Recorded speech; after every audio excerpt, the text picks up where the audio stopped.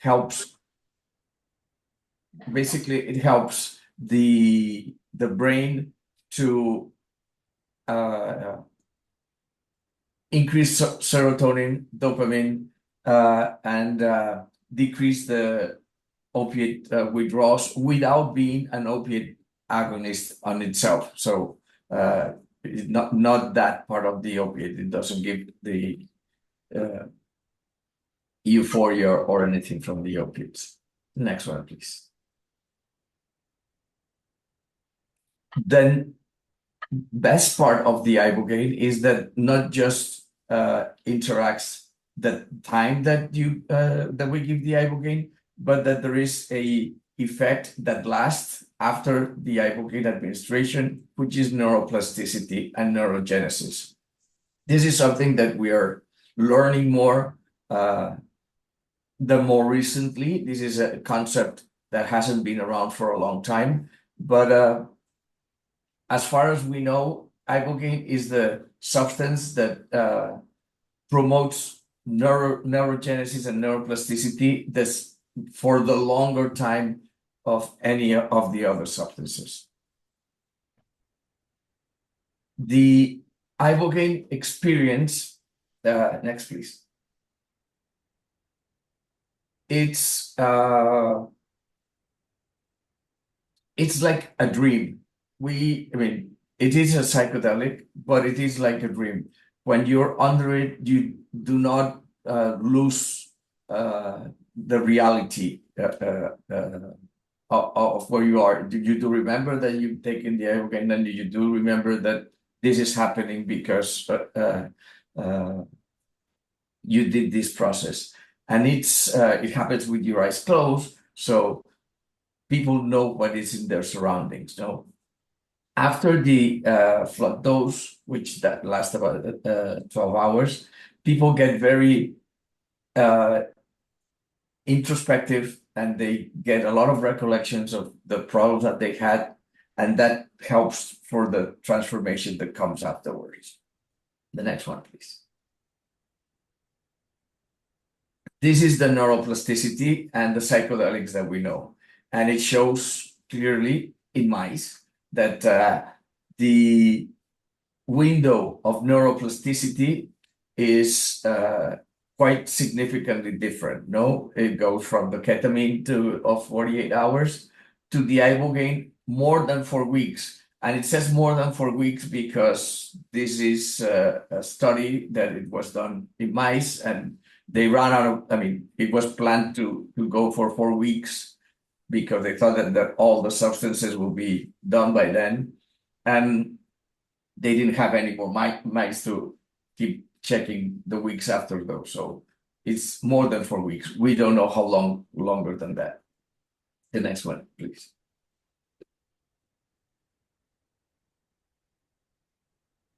So this is the story of the Ibogaine. Paweł Lotsow, which is in the picture, he discovered with a group of people that were heroin addicts, they wanted to have an Ibogaine party. They had an Ibogaine party, and the first thing that they noticed is that it's not a party substance, it's not a party drug, because they just lay there for 12 to 24 hours. But all their friends were heroin addicts, and they didn't show any signs of opiate withdrawal after these 24 hours. No. And then there was an FDA study that was done. This started to be done by Dr. Mash in the 90s, and then I got in touch with Dr. Mash in 2004, and I started giving Ibogaine to patients with problems with substance abuse, and been doing that till now. Okay, on 2023, big thing happened is that Stanford University published in Nature that Ibogaine help veterans with traumatic brain disease, no, traumatic brain injury, probably. Sorry, traumatic brain injury, and that there was findings that the brain recovered, that there was neurogenesis after the administration of Ibogaine. Next one, please. So I am by trade an emergency physician trained in Mexico City. And like I said, I also have some administration things because I used to open hospitals for tourism in Mexico. And then I've been basically dedicated to doing Ibogaine administration and treating with Ibogaine for the last 20 years. And my relationship in Canada started in 2018, where we co-founded the Universal Ibogaine, trying to get Ibogaine treatment into Canada. Unfortunately, this was the time where Health Canada start to reclassifying Ibogaine, and we'll talk a little bit about down there. So there was a problem with the what they asked us in the beginning from what they asked us later, and then the pandemic, and we couldn't move forward from universal Ibogaine. Next, please.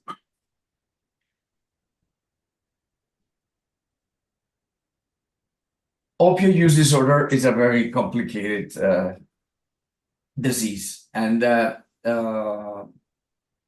this is what we usually treat normally. So there's a rapid assessment. So you want to get the people that have the addiction as soon as possible, so it doesn't get the longer it takes, the worse it is, of course.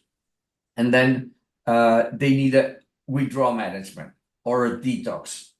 We can use in the United States is done like they call it detox. In Canada and Europe is called withdrawal management, but it's the same. It's a short period of time so that people will go from using street drugs to not using street drugs and have them manage the withdrawal. That includes pharmacological interventions and then psychosocial interventions and inpatient treatment, outpatient treatment, depends on what it goes. And after this circle, then the long term, the aftercare.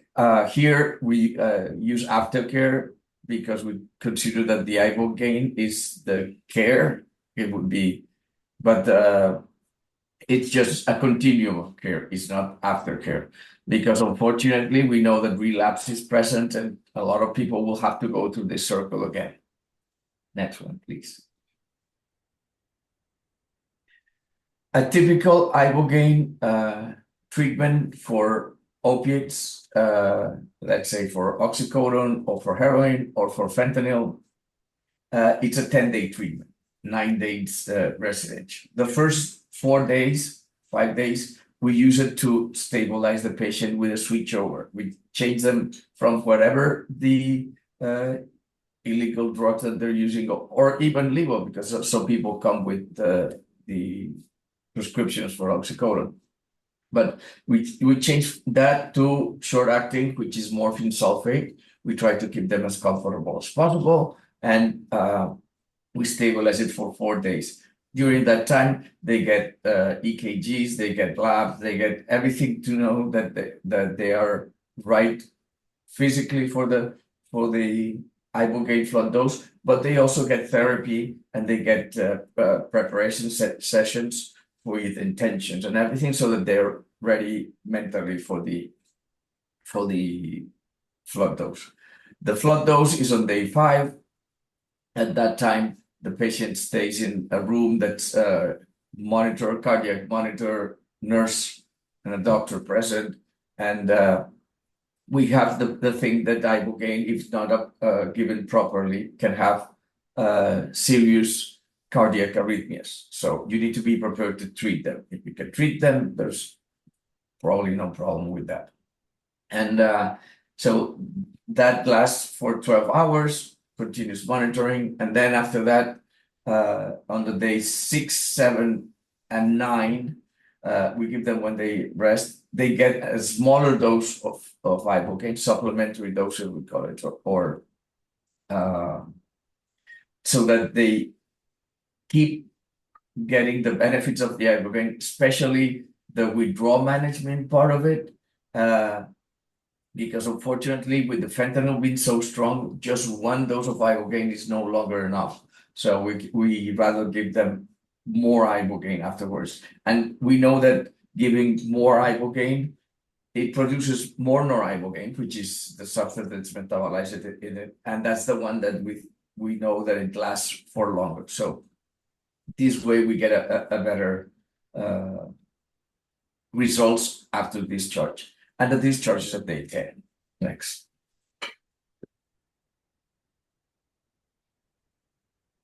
So we'll talk a little bit more in details after the general part, but the vision here is to start an Ibogaine detox center in First Nations land in Canada, because we think that the regulations would permit it to do that, and that we'd be able to give Ibogaine over there in Canada, but it will be a medicalized place.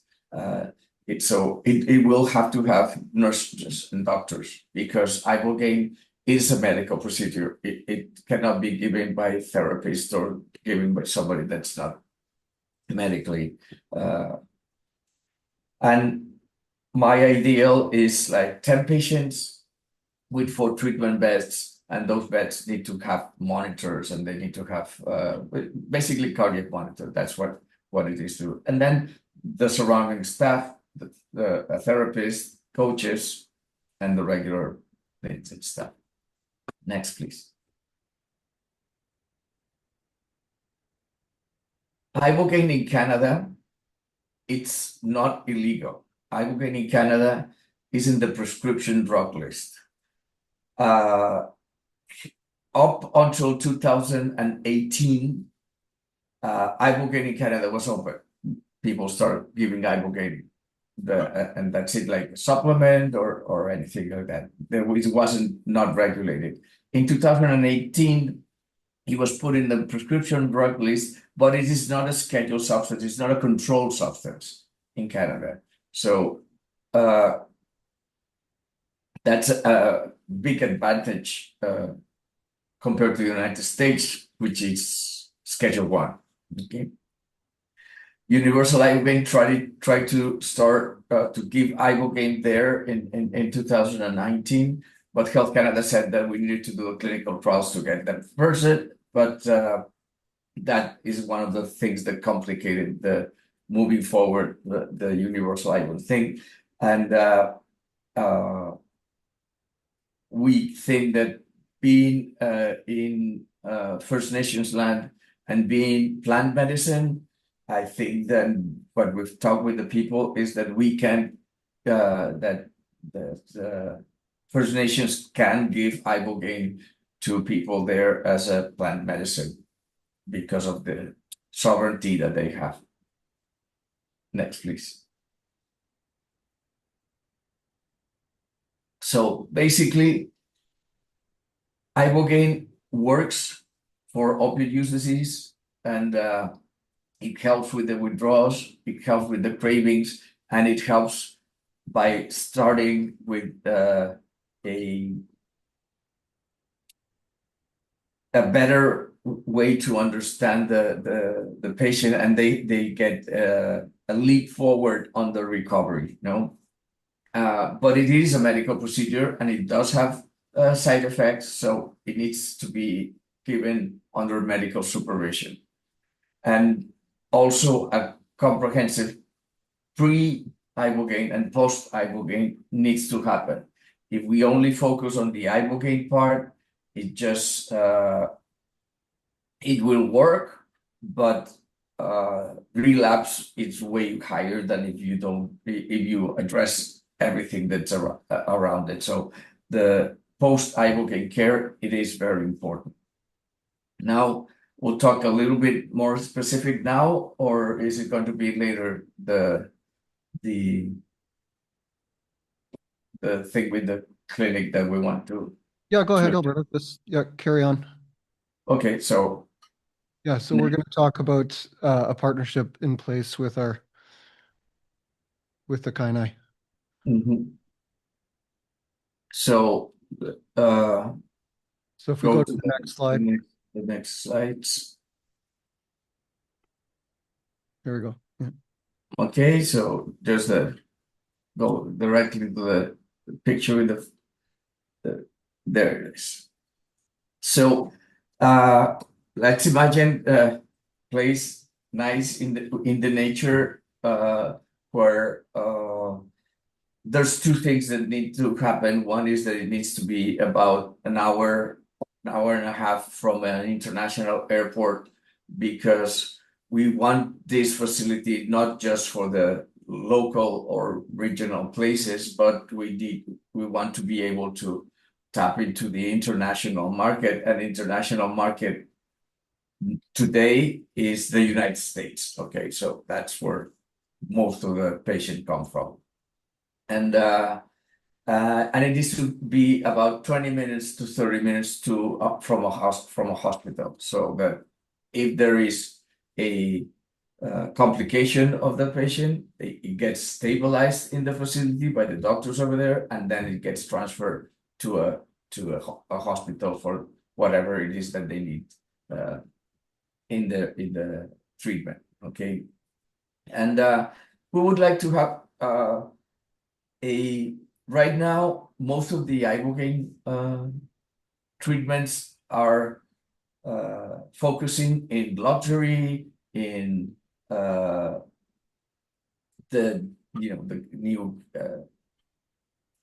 new age, and the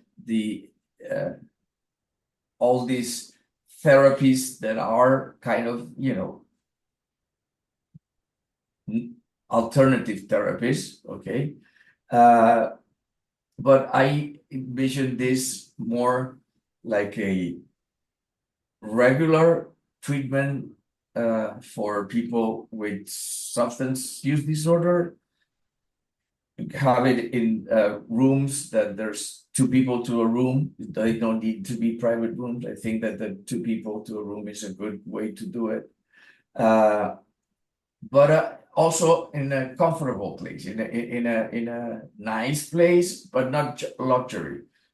We don't want the people there, feel that they are going on a vacation. They're not. They're going into treatment. They're going into something difficult, and they will be comfortable, but it is not the goal of getting in the facility should not be a 5-star hotel. No, it has to be something that yes, they will be very comfortable and it will be clean and everything for a restful state, but it's a place that needs to be focused on healing, on getting better. No, not on doing whatever it is that you want to do. It's not a vacation. Okay, I consider it to be a single story, so that there's no stairs, because when you take the Ibogaine, you get unstable on your feet, so it'll be better if it is. And tapping into the knowledge and the heritage of the First Nations, get people into seeing themselves part of nature, part of whatever it is that it's come before us, and to appreciate what it is that we have, and learn from them their culture, and get us into this continuity that we are all together, and we are going to heal and get together to move forward. On the next, please.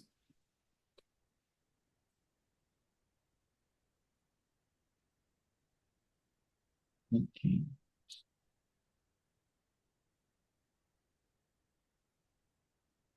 So the facility, I mean, it's just double beds, the rooms with double beds and a bathroom, and the regular things, the pharmacy, the nurses station, the procedures, doctor's office, therapist office, a regular exit. So it will be a good size facility. One of the things is that this facility, I think it should be all focused on Ibogaine, but it can be built for other detox, alcohol detox that people don't go into Ibogaine after the alcohol detox. Well, they could do the alcohol detox there too, for example. No, people are going to go into Suboxone or and they need to do detox from fentanyl. Well, this is a place that they could do that. I mean, we need to have open-minded that it may be, and we may not even be legally able to restrict those other treatment options. Okay, you need to give treatment options to people, right? Next, please. Just the regular, all of the things that need to happen. And this is something that I've always thought about, not the H way to put the facility, but it's just a way to think on how I would like to do it. The medical equipment, next, please. The next, that is important. No, the nurse's station is for everything happens, and the other part is the pharmacy. Pharmacy needs to be able to have to use controlled substances and to have be able to have morphine and even buprenorphine in it. So it does need to have some kind of all of the requisites for a pharmacy in Canada. Next, please. And because for the Ibogaine, you need to start an IV, and because you already have doctors and nurses there, I was also saying that an exam, but a procedure room is important, especially with IV drug users. It is difficult to start an IV, so you have to do like a MIDI or a peak procedure, which you need a couple of things. And next, please. The treatment room. This is an ICU room. It's not would be like that. It will be more into the less light and more comfortable beds. But yes, continuous cardiac monitor and telemedicine, which now telemedicine means that the same thing that you can see in the monitor is also elsewhere in that now with Wi-Fi and internet, you can monitor it from any part of the world. Okay. And all of this would have to have CPR with ACLS capabilities. Okay. Next one, please.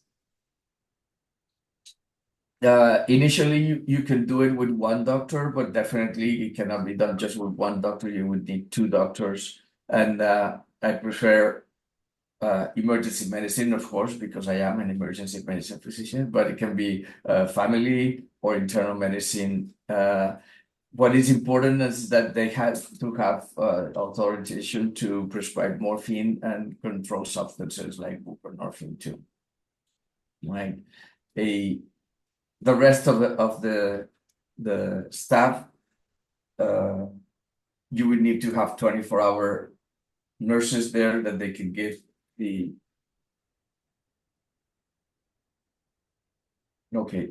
that they can give the medications and the coaches and everything else. Thank you. This is basically what we're talking about the place and the Ibogaine. And I don't know if the questions are right now or we'll do questions later. Question. We have time for questions at the end if you can hang around. Maybe you can have dinner with us on Zoom too. Okay, awesome. Thank you so much, Alberto. It's a lot to drink in for people that haven't been introduced to the medicine. So let's hopefully Alberto can hear us on Zoom. Sorry? So yeah, this is has anyone heard the word Ibogaine before, or is this brand new to people? Yeah, so about half and half. So yeah, this is we are leading in this space in Canada for sure.